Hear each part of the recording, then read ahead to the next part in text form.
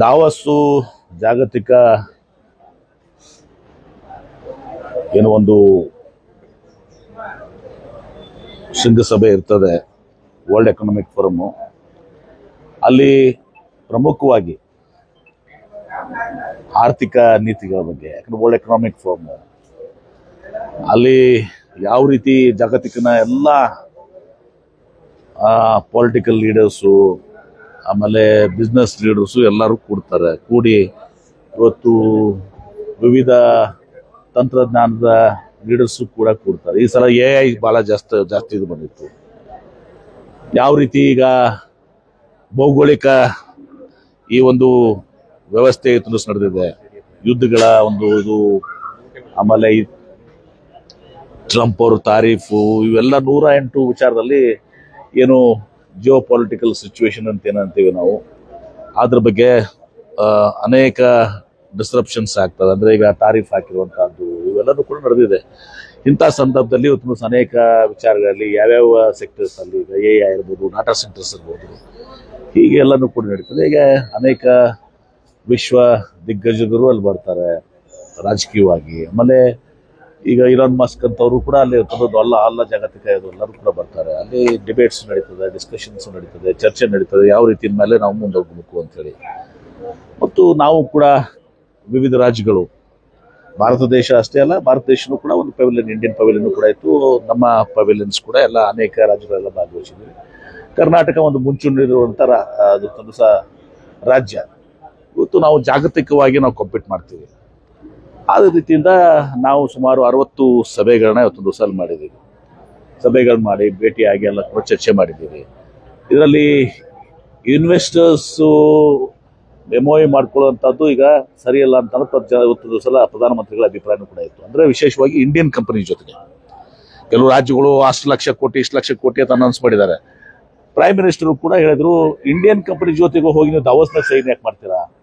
Correct ಇದೆ, ಅದು ಈ ವಿಚಾರದಲ್ಲಿ ಕರೆಕ್ಟ್ ಇದೆ.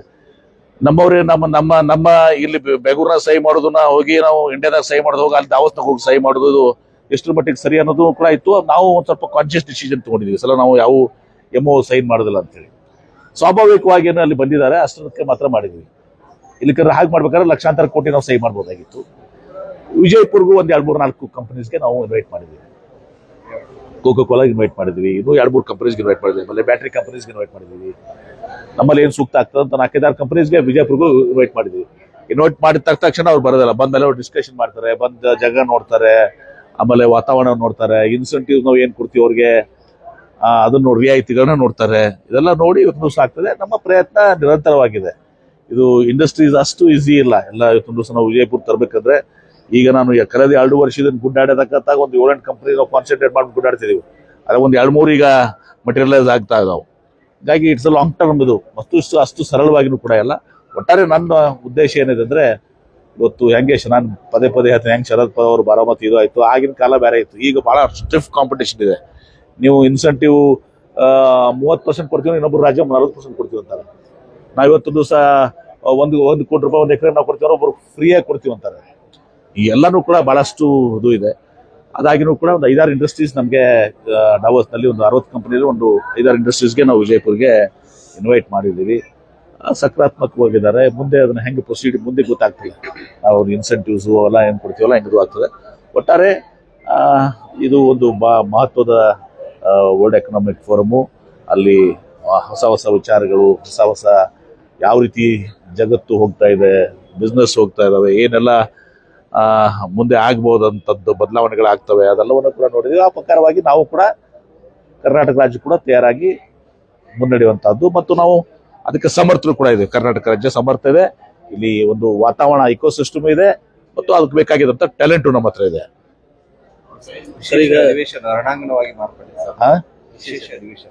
ನೋಡಿ, ತಮ್ಗೆ ಗೊತ್ತಿದೆ, ಗವರ್ನರ್ ಅಡ್ರೆಸ್ ಫಸ್ಟ್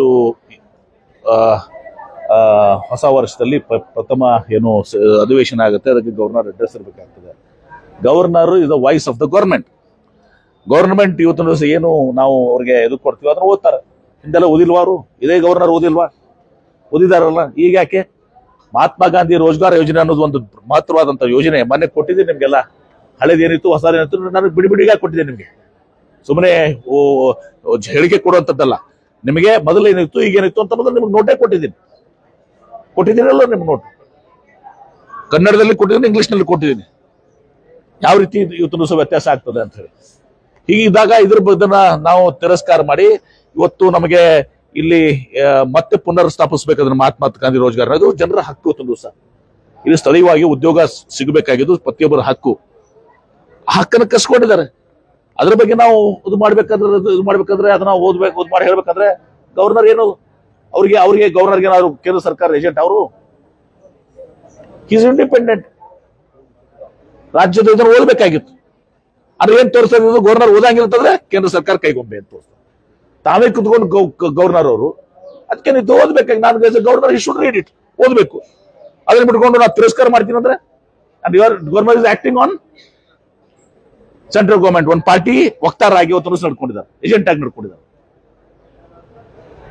ಅದಾದ ನಂತರ ನಡೆದ ಬೆಳವಣಿಗೆ ಎಲ್ಲ ತಪ್ಪುಗಳಿದೆ ಎಲ್ಲ ಕೂಡ. ಅದಕ್ಕೆ ಆ ಕಾರಣ ಯಾರು? ಗವರ್ನರ್. ಅವ್ರು ಗವರ್ನರ್ ಈ ರೀತಿ ಮಾಡಿದಾಗ ಅದೆಲ್ಲ ವಾತಾವರಣ ಸೃಷ್ಟಿಯಾಗಿದೆ ಅಲ್ಲಿ. ಪಾಪ ಹರಿಪ್ರಸಾದ್ ಅವರು ಬಟ್ಟೆ ಎಲ್ಲ ಕೇರಿಸಿ ಹಚ್ಕೊಳ್ತದ್ದು. ಈ ವಾತಾವರಣ ಸೃಷ್ಟಿ ಮಾಡಕ್ಕೆ ಇದೆಲ್ಲ ಆಗ್ಲಿಕ್ಕೆ ಕಾರಣ ಗವರ್ನರ್. ಇಲ್ಲಿಗೆ ಬರಲೇಬಾರ್ದಾಗಿತ್ತು. ಬಂದ್ರೆ ಯಾಕೆ ಬಂದಿಲ್ಲ, ಓದಂಗಿಲ್ಲ ಇದು ಮಾಡ್ದೆ.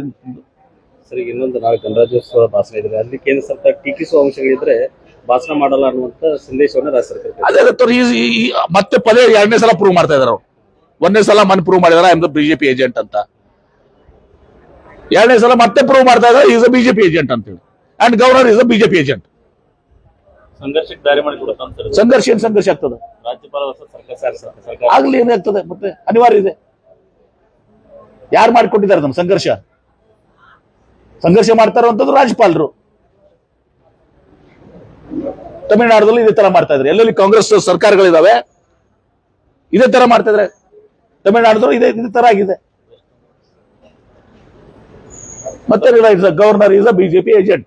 ಮುಕ್ತವಾಗಿ ಹೇಳ್ತೀನಿ. ಅಂದ್ರೆ ಕಾಂಗ್ರೆಸ್ ಸರ್ಕಾರ ಇರುವ ರಾಜ್ಯಗಳಲ್ಲಿ ಸರ್ಕಾರ ಸರಿಯಾಗಿ ನಡಿಬಾರ್ದು. ಇದನ್ನ ಅಲ್ಲ ಅಂದ್ರೆ ಕೇಂದ್ರ ಸರ್ಕಾರದ ವಿರೋಧ ನಾವು ಏನು ವ್ಯಕ್ತಪಡಿಸಬಾರ್ದು. ನಾವು ಅವ್ರ ತರ ಗವರ್ನರ್ ತರ ನಾವು ಕಾಂಗ್ರೆಸ್ ಸರ್ಕಾರ ಬಿಜೆಪಿ ಏಜೆಂಟ್ ಆಗಿರ್ಬೇಕು. ಸರ್, ಬೆಳಗಾವಿಯಲ್ಲಿ 400 ಕೋಟಿ ರೂಪಾಯಿ ತುಂಬಿದ ಲಾರಿಗೆ ನಾನು ನೋಡಿದ್ದೀನಿ. ಬಾರಿ ಈಗ ನನಗೂ ಆಶ್ಚರ್ಯ ಆಗಿದೆ. ನಂಬಲಿಕ್ಕೆ ಸಾಧ್ಯ ಆಗಲಿಲ್ಲ. ಈಗ ನಾನು ನೋಡ್ತಾ ಇದ್ದೆ ಬೆಳಿಗ್ಗೆ ಪೇಪರ್ನಲ್ಲಿ. ಆಶ್ಚರ್ಯ ಆಗಿದೆ. ಒಂದು ದಿವಸ ಏನು ಅದು ಹೆಂಗೆ ಬಂತು, ಏನು ಬಂತು, ಯಾವ ಹಣ ಏನು, ಇದೆಲ್ಲಾನು ಹೊರಬರ್ಬೇಕಲ್ಲ.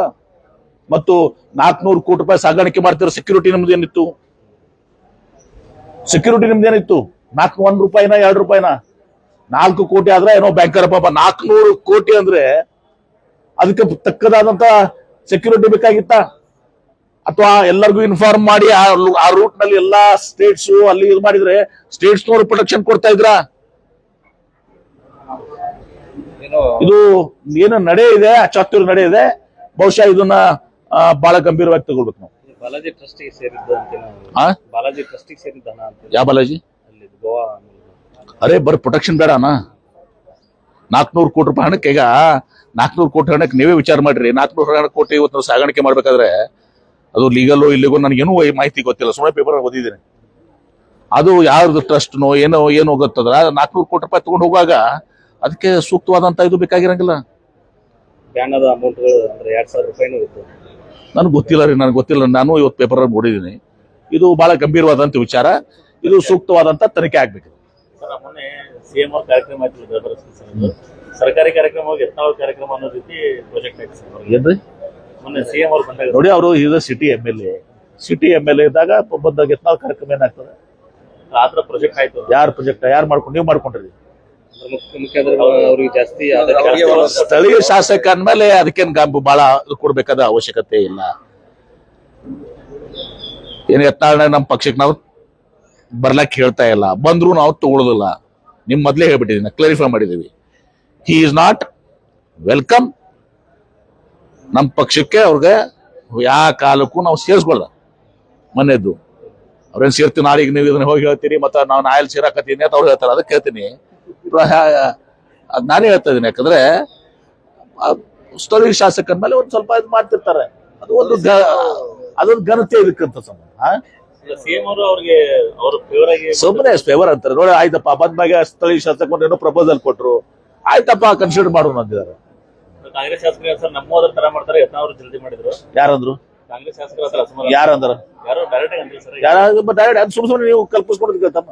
ಹೊರಗೆ ಏನಂತ ಸರ್ ನೋಡಿ, ಅದೊಂದು ಸುಮ್ಮನೆ ಸೌಜನ್ಯದ ವಿಚಾರಗಳು. ಅಂದ್ರೆ ಈ ವಿಚಾರ ಏನಿದೆ ಸರ್, ಸ್ವತಂತ್ರ ಅಭ್ಯರ್ಥಿಗೆ ಅಂದ್ರೆ ಕರೆಕ್ಟ್ ಸೇರಿವಲ್ಲ ಸೌಜನ್ಯ. ಈಗ ನಾವು ಅದೊಂದು ಕಾರ್ಯಕ್ರಮಕ್ಕೆ ಹೋಗ್ತೀವಿ, ಅಲ್ಲಿ ಸ್ಥಳೀಯ ಶಾಸಕರು ಇರ್ತಾರೆ. ನಾನು ಕೂಡ ಆ ಸ್ಥಳೀಯ ಶಾಸಕ ಬೈದ್ ಬರ್ಲಿ ಅವ್ನು ಸ್ಟೇಜ್ ಮ್ಯಾಗ. ಅದಕ್ಕೆ ಬಹಳ ಮಾತು ಕೊಡುವಂತ ಅವಶ್ಯಕತೆ ಇಲ್ಲ. ನನ್ಗೆ ಗೊತ್ತಿಲ್ಲ ಈಗ ಏನೇನು ತಡೀತದೆ ಅಂತ. ನಾನು ಈಗ ತಿಳ್ಕೊಂಡಿಲ್ಲ. ಈಗ ನಾನು ದಾವೋಸ್ನಾಗಿದ್ದೆ. ಆಮೇಲೆ ಇದೇನು ಇದೆ ಒಂದೇ, ನನಗೆ ಇಂಡಸ್ಟ್ರಿ ಡಿಪಾರ್ಟ್ಮೆಂಟ್ ಅವ್ರಿಗೆ ತಿರುಗುದಿ ಒಂದೇ ಇರೋದಲ್ಲ. ನೋಡೋಣ ಅಂತ ಎಲ್ಲಿ ಬಂದಿದೆ ಅಂತ. ಸರ್ ಈಗ ಇನ್ನೊಂದು ಮುಳವಾಡದಾಗ ಸರ್ ಪರಿಹಾರ ಕಾಂಗ್ರೆಸ್ ಕಾರ್ಯಕರ್ತರು ದಿನ ಬಂದರಾಗಿಲ್ಲ ಅಂತ ಹೇಳಿ ಒಂದು ಏನಾದ್ರಿ ಕಾಂಗ್ರೆಸ್ ಮುಖಂಡ ಕಾಂಗ್ರೆಸ್ ಕಾರ್ಯಕರ್ತರು ಅದೆಲ್ಲ ನೀ ಇಲ್ಲೇ ಕೇಳ್ತೀಯಪ್ಪ, ಅಲ್ಲೆಲ್ಲ ರಗಡ್ ಕೇಳ್ತಾರೆ ರಾಜೀವ್ ಗೌಡ. ಇಲ್ಲೇ ನಿನಗೂ ಬೇಕಾಯ್ತು.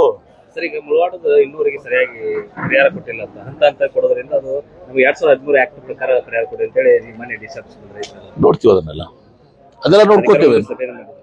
ಅದಕ್ಕೆ ಕೇಳಿ ಅದಕ್ಕೆ ಒಂದು ಜಿಲ್ಲಾಧಿಕಾರಿ ಸಭೆ ಮಾಡಿದ್ದಾರೆ. ನೋಡ್ತೀವಿ, ಅದನ್ನೆಲ್ಲ ಚೆಕ್ ಮಾಡ್ತೀವಿ. ನ್ಯಾಯಯುತವಾಗಿ ಏನದ ಮಾಡ್ತೀವಿ. ಪದ್ಧತಿ ಏನದ KDB ಆ ಪ್ರಕಾರ ಮಾಡ್ತೀವಿ.